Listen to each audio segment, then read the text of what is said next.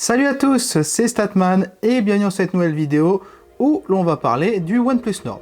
OnePlus Nord, vous l'entendez dans les deux prononciations, c'est la même chose. Sur le papier, le OnePlus Nord semblait être le téléphone quasi parfait qui correspondait à mes usages pour un prix compétitif de 399 €. Je n'ai pas besoin de performance d'un Snapdragon de série 800, mais j'aime bien avoir une bonne autonomie, un bel écran et des caméras qui soient suffisantes pour prendre de belles photos sans forcément avoir besoin de caméras over-marketées du type 108 mégapixels, Super HDR+, Turbo XD qualité. Ce téléphone me semblait également pertinent pour un très grand nombre d'utilisateurs par son apparente polyvalence, et la marque qui le propose, OnePlus, n'est pas passée entre les mains depuis 2016 et l'apparition du OnePlus X que j'ai encore. Si vous vous demandez comment les smartphones ont évolué en 4 ans, c'est quand même assez énorme, même si à l'arrière, le logo reste le même. D'ailleurs, c'est la première fois que la marque propose un téléphone plus abordable que la série OnePlus 8, 7, 6, 5, 4, 3 depuis 2016 et le OnePlus X. C'était donc une belle occasion pour moi de revoir mon jugement sur OnePlus qui était positif à la vision d'un smartphone de la marque fabriqué en 2020. Qu'en a-t-il été durant ces 3 mois et demi d'utilisation continue du OnePlus Nord? Élément de réponse dans cette vidéo.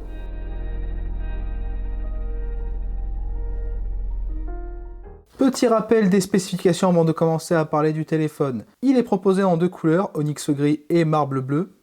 Marbre bleu. Bref, c'est la couleur que j'ai choisie personnellement. Les dimensions sont de 15,8 cm par 7,3 cm par 0,8 cm d'épaisseur. Le poids est de 184 grammes, la taille d'écran est de 6,44 pouces, soit exactement la taille du Mi Max 2, qui n'est donc plus Si Max depuis sa sortie en 2017. L'écran est de technologie AMOLED, j'étais plutôt excité parce que j'en avais pas vu depuis longtemps sur mes smartphones testés, puisqu'à moins de 300 €, c'est quand même très souvent des écrans IPS LCD. La résolution est de 2400 pixels par 1080 pixels, avec un rafraîchissement d'écran à 90 Hz, et l'écran est compatible HDR10+. La définition est de 408 pixels par pouce, ce qui est largement suffisant pour une bonne expérience dans la finesse des contenus. Et la vitre de l'écran est une Corning Gorilla Glass 5, qui est donc l'avant-dernière itération de chez Corning. Le pourcentage d'écran occupé à la face avant est de 86,7%, ce qui est très bien. Les appareils photo dorsal, il y en a 4. Il y a une caméra principale de 48 mégapixels avec une ouverture f1.7, une caméra grand angle 8 mégapixels avec une ouverture f.2.25, une caméra pour la profondeur de champ de 5 mégapixels f2.4 et une caméra macro de 2 mégapixels f2.4. En vidéo, la caméra principale peut filmer en 4K 30 images secondes. L'appareil photo frontal principal est de 32 mégapixels avec une ouverture f2.45 et la caméra ultra-wide 105 degrés est de 8 mégapixels avec une ouverture f2.45. Le SoC est un Snapdragon 765G, ce qui indique dans son nom non pas le support de la 5G, mais une version un peu plus puissante du Snapdragon 765. Le CPU est un octo-cœur qui contient 6 cœurs Cortex A55 et 2 cœurs Cortex A76, qui varient entre 1,8 et 2,4 GHz. Le GPU est un Adreno 620. Ce téléphone dispose de 8 Go de RAM LPDDR4X et de 128 Go de stockage UFS 2.1, donc c'est tout à fait rapide. Il n'y a pas d'extension de mémoire possible par carte microSD. La batterie est de 4115 mAh, donc ce qui est dans la bonne norme d'aujourd'hui. Les touches système sont remplacées par les gestes de navigation horizontaux et verticaux qui sont de plus en plus tendance sur les smartphones d'aujourd'hui. Le OnePlus Nord dispose de 2 micros, un sur chaque tranche horizontale du téléphone. Le port de synchronisation du téléphone est en USB type C et le système d'exploitation est OxygenOS, la surcouche de OnePlus, qui tourne au-dessus de Android 10.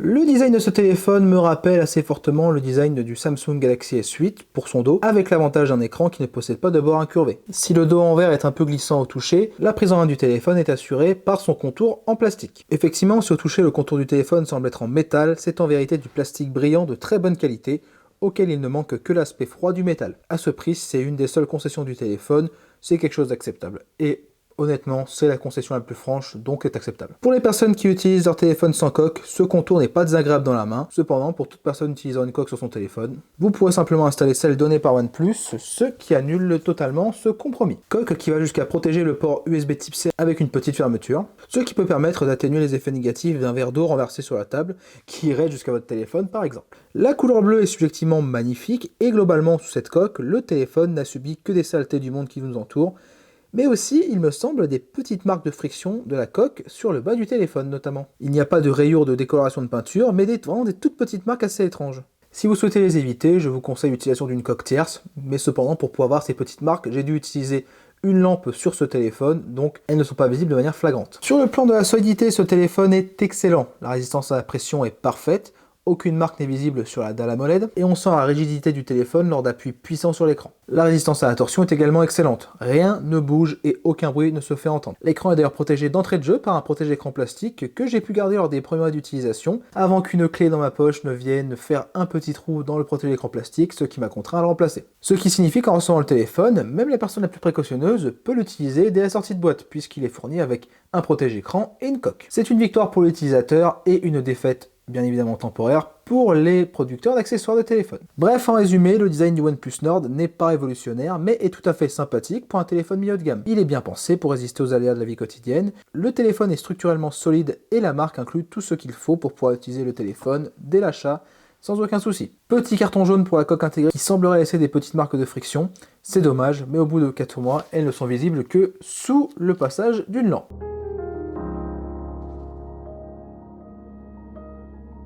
L'écran du OnePlus Nord est un régal à utiliser au quotidien. Après avoir passé des années sur des écrans IPS 60 Hz, de qualité médiocre à très bonne, cet écran AMOLED 90 Hz permet un véritable confort d'utilisation au quotidien. La finesse d'affichage de l'écran 1080p est tout à fait suffisante. Les bordures haut et bas sont très fines et les bordures latérales sont inexistantes. La colorimétrie de cet écran est très personnalisable puisqu'en plus des deux modes communs vifs et naturels, OnePlus a ajouté deux modes couleurs plus avancés, un mode sRGB et un mode P3, qui est celui que j'ai utilisé. Le mode large couleur ressemble assez fortement en fait aux deux modes communs. La luminosité maximale se situe aux alentours de 850 lux sur mon appareil de mesure. C'est très puissant et en plein soleil, vous n'aurez aucun souci à pouvoir voir votre écran. La luminosité minimale se situe à 7 lux, ce qui est bien, mais qui aurait pu être un petit peu mieux pour soulager vos rétines lors de sessions prolongées de consultation de votre téléphone au bord de votre lit. La partie tactile 10 points est très réactive et fiable, rien à dire là-dessus.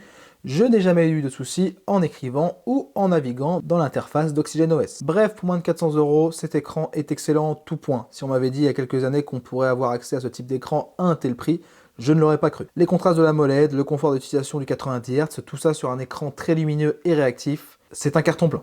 Je suis convaincu que même un écran 1440p ou 120 Hz n'aurait pas eu de vraie valeur ajoutée sur ce téléphone. Dans sa configuration actuelle, l'écran est très équilibré et très agréable à utiliser. Un excellent choix de la part de OnePlus. Au niveau de la partie son, rien à dire concernant l'écouteur d'appel, la puissance et la clarté sont adéquates.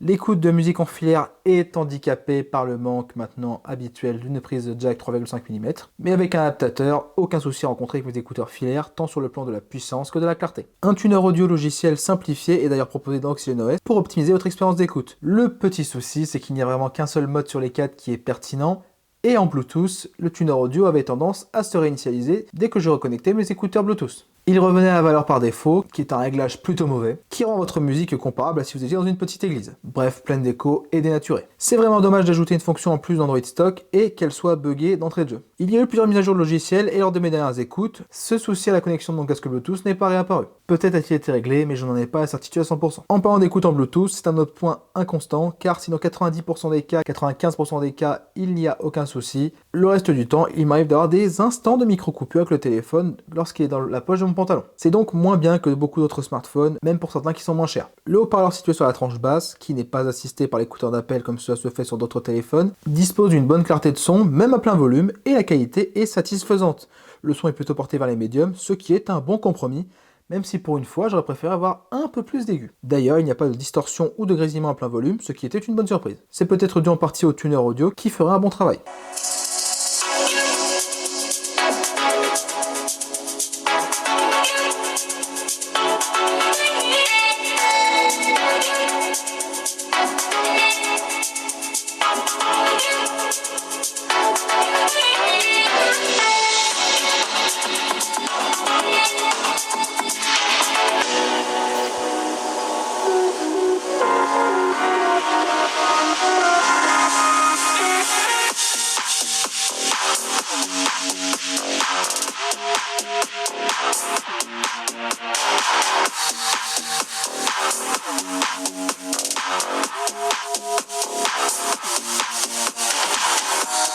Bienvenue dans cette nouvelle vidéo où nous allons enfin reparler de mon Apple Experiment. Initié en octobre 2017, mon Apple Experiment m'a amené à acheter un iPhone 8 Plus, dont vous allez bientôt avoir la vidéo de bilan sur la chaîne, une Apple Watch Series 3 GPS, dont j'ai déjà fait la vidéo de bilan il y a un certain moment, je vous invite à aller la voir si vous ne l'avez pas vue, et un MacBook Pro de 2017 qui était la première. Pour écouter de la musique, il sera satisfaisant, et pour regarder une vidéo avec quelqu'un qui parle, ce sera bon aussi. Pour résumer cette partie son, si on peut se plaindre de l'absence de la prise jack, qui est désormais une généralité sur le marché des smartphones, j'ai été globalement satisfait. Seule la petite faiblesse du Bluetooth est à noter, ce qui est dommage, car même la partie audio qui l'a plutôt sacrifiée, donc normalement c'est le haut-parleur, est plutôt réussie sur ce téléphone.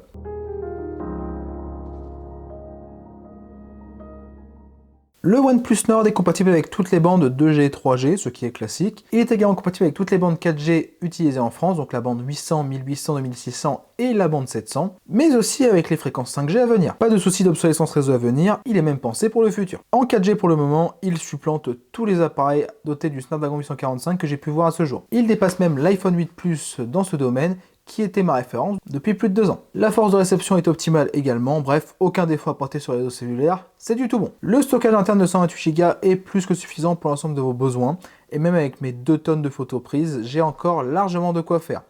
L'absence d'extension par carte microSD n'est pas dommageable selon moi. La vitesse de la NAND flash est également très rapide puisqu'elle est de spécification UFS 2.1. Rien à dire concernant le Wi-Fi au niveau de la portée et de la vitesse, c'est du même acabit que pour le réseau cellulaire. Cependant, il arrive qu'à la réactivation du Wi-Fi, le téléphone prenne un peu son temps pour pouvoir se reconnecter au dernier réseau utilisé. Ça peut prendre généralement entre 10 et 15 secondes. Un délai étrange que j'aimerais voir être accéléré pour revenir à un délai raisonnable. OnePlus. Pour le Bluetooth, aucun souci avec ma montre connectée, mais les petites faiblesses en musique, on en a déjà parlé. Le partage de connexion et le NFC fonctionnent sans souci. Le GPS fonctionne très bien avec ou sans assistance des réseaux cellulaires. Le capteur d'empreinte est placé sous l'écran et il est un peu décevant, car je trouve qu'il est moins rapide et moins fiable que les capteurs d'empreinte dédiés hors de l'écran que j'ai pu utiliser auparavant. Il faut appuyer assez fort pour qu'il soit en fait assez fiable et assez rapide, ce qui n'est pas du tout intuitif. Bref, même après 4 mois d'utilisation, je ne reste pas fan de ce placement. Il n'y a pas de LED de notification ni de recharge sans fil sur ce téléphone, et pour tout ce qui est de l'ordre des capteurs génériques, capteurs de luminosité, capteurs de proximité, gyroscope, boussole, accéléromètre, il n'y a aucun souci, tout fonctionne correctement. Bref, du côté des connectivités et des capteurs, outre cette petite latence d'activation du Wi-Fi et les problèmes ponctuels déjà cités pour le Bluetooth, aucun problème particulier n'est à déplorer, avec une très bonne note pour la puce réseau du Snapdragon 765G.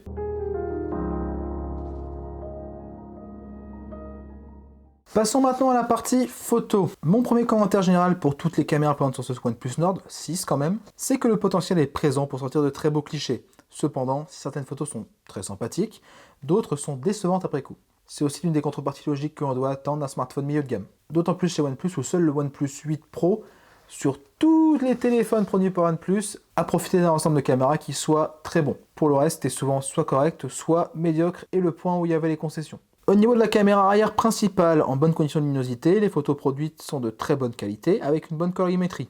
Le piqué est bon, et le bruit numérique généralement peu présent. Même si je trouve qu'en comparaison récente pour moi, le Mi Mix 2S était capable de prendre de plus belles photos. Le OnePlus Nord est largement capable de prendre des photos très convaincantes, surtout quand aujourd'hui les photos de smartphone sont regardées essentiellement sur smartphone, alors que je fais mes analyses sur un écran d'ordinateur. Bref, j'ai été satisfait en bonne condition lumineuse, la qualité a répondu à mes attentes. En basse luminosité, le OnePlus Nord est capable de photos vraiment satisfaisantes pour le prix. Certes, le bruit numérique est bien plus présent, mais la qualité globale des photos peut être vraiment bonne si on ne cherche pas à zoomer dessus. Parfois, il faut s'y reprendre à plusieurs fois, mais le potentiel est assez bon pour être incité à tenter de prendre des photos en basse lumière. Là où sur d'autres appareils, encore une fois je pense au Mi Mix 2S, on se dit que ça ne vaut juste pas la peine. Sachant que ce téléphone m'a accompagné pendant mes vacances d'été dans l'ouest de la France, j'ai pu prendre de beaux clichés le soir sur le chemin retour de l'hôtel. Pour certaines bonnes photos en basse lumière, c'est grâce au mode paysage nocturne dont on va reparler juste après. Le flash fonctionne bien dans les situations à l'intérieur et vous permet de capter bien plus de détails qu'une photo sans, où le capteur va avoir une vitesse d'obturation plus longue, ce qui va laisser entrer plus de lumière que la réalité, mais vous rendre une photo très bruitée. Le flash envoie une lumière homogène, plutôt neutre, donc plutôt blanche, et la photo finale sera bien plus détaillée qu'une photo sans. Au niveau des modes spéciaux, le mode portrait est plutôt correct, le bokeh autour du sujet visé n'est pas trop mal, même si ce n'est pas la qualité d'un smartphone plus haut de gamme. Le mode nuit fonctionne plutôt bien, en toute honnêteté on est bien plus proche de la photo avec flash en termes de qualité que de la photo en mode automatique avec ce mode, qui demande de maintenir la pose autant qu'une photo HDR et prend 5-6 secondes après la capture à processer la photo. Si vous voulez prendre un paysage nocturne comme le dit ce mode, je vous recommande son utilisation qui n'est pas un gimmick. Je n'ai quasiment pas utilisé le mode panorama, mais la seule fois où j'ai une photo représentative, je suis satisfait de la courbure de la photo, mais pas du tout de sa colorimétrie qui n'est pas homogène. En même temps, le ciel était lui-même pas homogène au moment de prendre ce cliché, donc en vérité je ne me prononcerai pas de manière définitive dessus. Si ce n'est que comme souvent, je pense qu'il ne vaut pas trop le coup sur ces appareils non haut de gamme. Je n'ai pas utilisé les autres modes, donc je n'ai pas d'avis dessus. Au niveau du zoom optique 2 fois, c'est un outil utile et qualitatif. Pour les photos de type portrait d'une situation d'un animal, la qualité est au rendez-vous, malgré le zoom. Cependant, que ce soit cette optique x2 ou la caméra grand angle qui arrive juste après, si la photo n'est pas prise dans de bonnes conditions lumineuses, la colorimétrie devient terne, ce qui est dommage. Très belle transition vers la caméra grand angle qui, comme dit juste avant, en conditions non favorables, propose une colorimétrie terne et plus spécifiquement pour ce mode, la lumière est bien moins captée qu'en mode automatique avec la caméra principale, ce qui est logique quand on passe d'une ouverture f1.8 à f2.3. En bonne condition lumineuse, la colorimétrie est bonne et la photo est utilisable, bien que le piqué soit inférieur à la caméra principale. Ce seront des photos à réserver au visionnage sur smartphone. Pour parler rapidement de l'application photo, elle est plutôt simple, avec les différents modes placés en bas que l'on peut utiliser par glissade sur l'écran de droite à gauche ou une glissade de bas en haut. En haut de l'application, on a accès aux paramètres de la photo, les filtres, un mode super macro que je n'ai jamais utilisé, qui n'a rien à voir avec un mode de pêche, le réglage de la qualité de la photo qui est soit en 12 mégapixels, soit en 48 mégapixels, le réglage du flash et le réglage du retardateur. Je trouve que l'appli est simple mais efficace, on ne se prend pas la tête à chercher des paramètres cachés.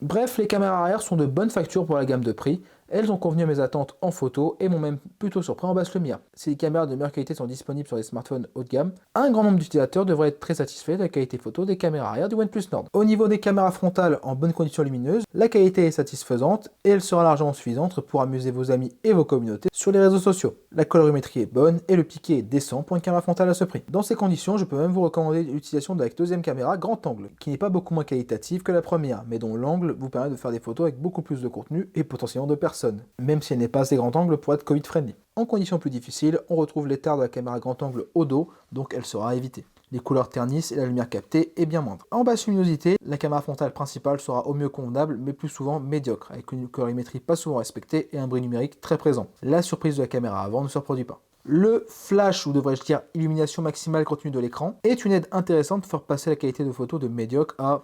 Allez, je peux la partager sans avoir honte. En résumé, la caméra avant est globalement correcte en photo, mais pour les grands amateurs de selfies et influenceurs Instagram en herbe, achetez-vous plutôt un iPhone. Pour les autres personnes plus sensées, je trouve sa qualité suffisante pour l'usage courant des photos que l'on prend avec la caméra avant. Parlons rapidement de la qualité vidéo. En bonne condition lumineuse, elle est plutôt bonne, avec une très bonne stabilisation optique et électronique du capteur arrière. Cependant, même en bonne condition lumineuse, les vidéos contiennent plus de bruit numérique que ce que j'espérais. Ce n'est pas dramatique à ce prix, mais c'est une petite déception. En conditions lumineuses plus difficiles, la qualité baisse assez drastiquement et l'EIS devient même très capricieux. En mouvement, on ressent assez fortement les secousses. Globalement, je n'ai pas été ébloui en vidéo, mais dans de bonnes conditions lumineuses, vous tirez des vidéos de qualité correcte. Et pour finir cette partie sur une note amusante, je vous propose cette vidéo que j'avais postée sur mon Instagram personnel, une journée d'été où le travail ne se bousculait pas. Cela vous donne un aperçu de la qualité des deux caméras en vidéo, mais aussi du micro sur une séquence complète. Voilà, notre thé est prêt et il sent bien le thé. Donc jusque là, l'expérience est plutôt concluante. Est-ce qu'on peut dire pour autant que c'est bon? Et ben on va s'en rendre compte tout de suite après avec un petit taste test de qualité. De qualité. Oh, thé. Et nous voici avec notre thé, donc voyons si c'est bon. Là vous êtes en qualité 4K, attention, là il y a de la grosse qualité vidéo pour une caméra frontale. Le téléphone. En tout cas, effectivement, il n'y a pas cette odeur de café qu'on peut avoir des fois sur des machines qui font un peu tout. Normalement, ces machines-là, l'espresso sont plutôt faites que pour le café, mais là, c'est pas mal. Sachant que la consigne de laisser couler un peu l'eau, ça peut être important. C'est un peu chaud quand même, donc c'est un peu compliqué, mais ça sent le thé Marrakech, donc je vais m'en donner une petite deuxième gorgée pour finir le test. Et ben écoutez, le test est concluant. Je pense que je peux donc vous recommander cette fantastique boîte de thé. Si vous en avez marre du café comme machine Nespresso, le thé Marrakech de Lipton, ça coûte cher. Pour les 10 cartouches, pour tout ce qui est Nespresso, ça coûte cher. Mais c'est concluant, ça fonctionne. Pensez bien à mettre 3 à 5 secondes d'eau pour laisser couler le reste de café dans la machine. Et ça marche très bien. J'espère que ça vous aura plu. À très bientôt. Ciao, ciao.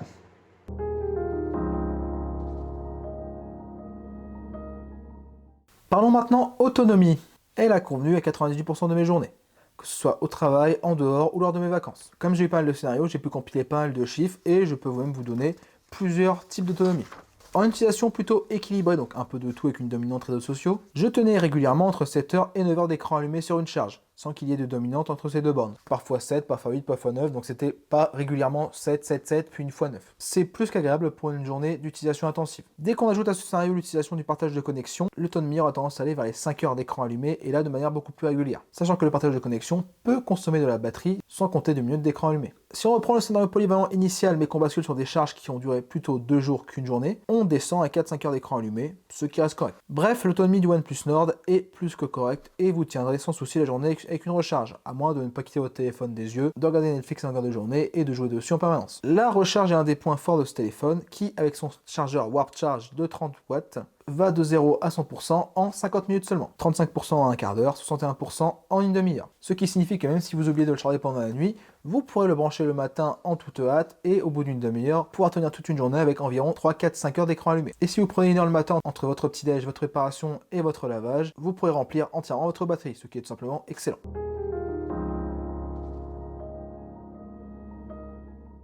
Au niveau des performances au quotidien, le OnePlus Nord est très agréable à utiliser. La fluidité est permanente, elle est renforcée d'ailleurs par l'écran 90 Hz, ce qui apporte un vrai confort à l'utilisation, et pas ralentissement se présente au moment de fermer ou de switcher d'application. Si votre quotidien est d'alterner entre réseaux sociaux et applications casuelles, YouTube, applications de navigation, applications de banque, applications de streaming sur abonnement, lecteur de PDF, etc., cet appareil est un véritable plaisir à utiliser. En jeu, ce OnePlus Nord tire profit du Snapdragon 765G, une version un poil plus puissante du Snapdragon 765. Globalement, aucun jeu ne lui pose de soucis, même si pour les plus demandeurs, vous devrez peut-être revoir à la baisse la qualité des graphismes. Ce SoC n'est pas optimisé pour donner les performances les plus impressionnantes, mais pour trouver un compromis entre performance plus que convenable et une autonomie maîtrisée. Si vous jouez beaucoup sur smartphone à de très gros jeux, je ne suis pas certain que ce OnePlus Nord soit un bon choix pour vous à moyen ou à long terme. Si comme moi vous ne jouez que très rarement sur smartphone et à des jeux assez peu demandeurs, ce téléphone vous suffira amplement.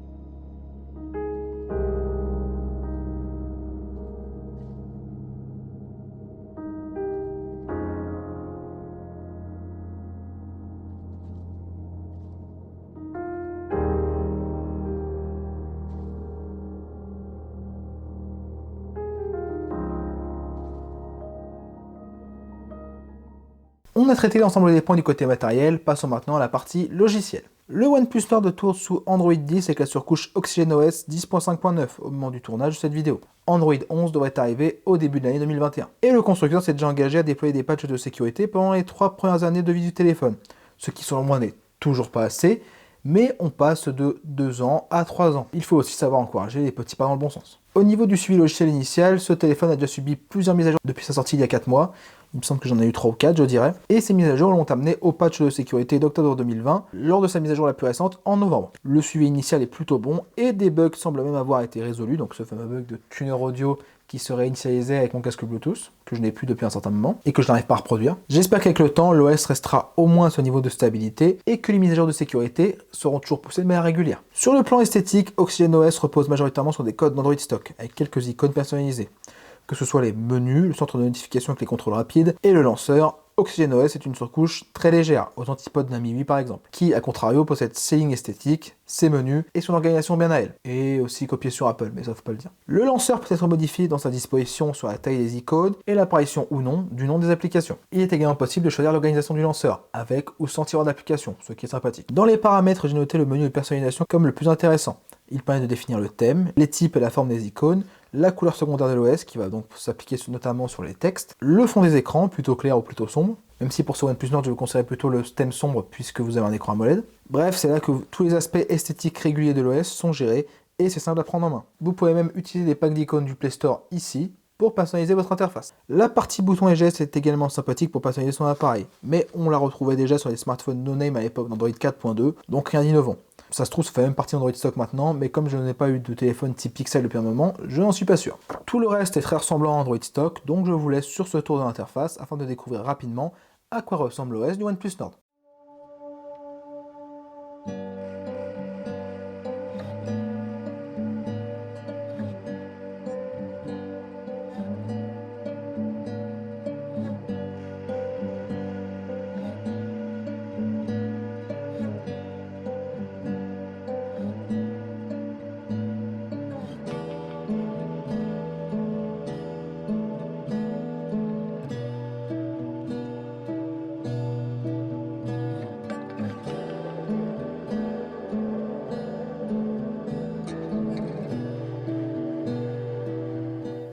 Au niveau des bugs, outre le bug a priori réglé du Bluetooth pour le tuner audio et la lenteur de connexion Wi-Fi qui n'est pas vraiment un bug selon moi, l'OS est stable. Je n'ai pas rencontré, si je me souviens bien, de crash d'application, ni de ralentissement suspect non plus. Et avec l'écran 90 Hz, ça se ressentirait. Donc tout va bien sur ce point en décembre 2020. Au niveau de la gestion de la RAM et du maintien des applications en arrière-plan, aucun souci. En même temps, avec 8 Go de RAM, on s'y attendait. L'ouverture et la réouverture des applications usuelles se fait même de manière quasi instantanée, ou ne prend que quelques secondes à la première ouverture. Avec le geste de passage d'une application à l'autre de droite à gauche, la navigation peut être extrêmement rapide d'une application ouverte à l'autre. Vous n'êtes pas prêt de manquer de RAM sur ce téléphone, sachant que comme d'habitude, Android chargera de sortir de RAM les applications qui y sont présentes depuis un certain moment et que vous n'avez pas utilisées, pour vous éviter de perdre de la batterie inutilement. En résumé, OxygenOS est une surcouche assez simple et ses ajouts sont bien pensés.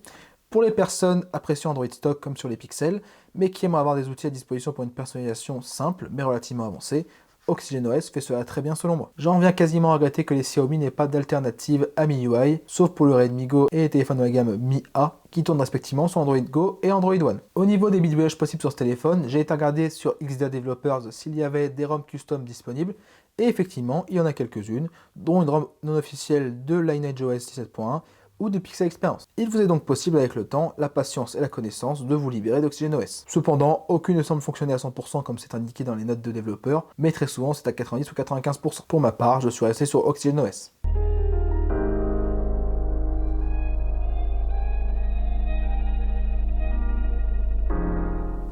Si ce téléphone possède certains petits défauts que j'ai énoncés dans cette vidéo, mon utilisation quotidienne pendant près de 4 mois a été un vrai bonheur. Le OnePlus Nord m'a satisfait dans tous les domaines et ne m'a déçu dans aucun. Je continue à pester contre le retrait de la prise jack, mais honnêtement, c'est trop tard. De plus, pour quelqu'un qui utilise des casques Bluetooth depuis 2013, vouloir le maintien d'une prise jack est quasiment une marque de riche. Dans un sens, je pense plus loin que mon cas. Pour répondre à la question du titre, je dirais qu'on peut vouloir plus que ce OnePlus Nord dans les cas suivants. Si on est un joueur sur mobile quotidien et que l'on joue aux jeux les plus exigeants du Play Store, dans ce cas, s'orienter vers un téléphone possédant un Snapdragon 855 minimum semble être pertinent. Si on a besoin d'un appareil photo de smartphone qui puisse être utilisé professionnellement, ce OnePlus Nord est bon, avec une qualité en basse lumière au-dessus de mes attentes, mais pour de l'usage pro, se tourner vers un iPhone ou un Samsung Galaxy peut être pertinent. Si on souhaite un téléphone fait uniquement de matériaux nobles, l'idée peut s'entendre, mais à l'usage, le contour en plastique a que le ressenti froid du métal qui manque. La finition du contour plastique et du téléphone globalement est très bonne, elle est qualitative, et quand on pense qu'un grand nombre d'utilisateurs utilisent des coques sur leur téléphone,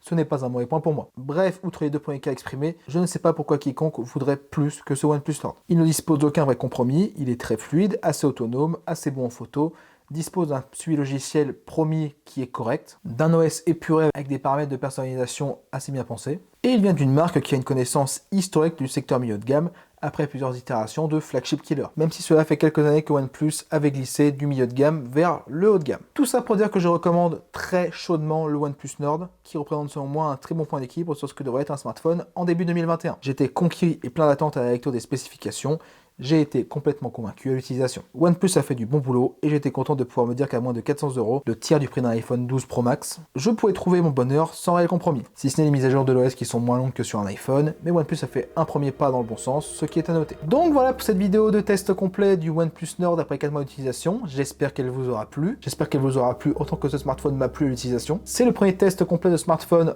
encore avec d'actualité que je fais depuis un bon moment, donc n'hésitez pas à lâcher un gros like. N'hésitez pas à me dire en commentaire si vous voyez d'autres modèles de smartphones dans cette gamme de prix qui pourraient être meilleurs que ce OnePlus Nord. Je pense qu'on pourrait voir du côté de Xiaomi et de Realme pour trouver d'autres bonnes références, mais ce OnePlus Nord a frappé un grand coup. Vous pouvez également me retrouver sur mes réseaux sociaux, Facebook, Instagram et Twitter. Et sur ce, je vous dis à très bientôt pour une prochaine vidéo et à très bientôt pour de nouveaux tests complets de smartphones. Allez, salut!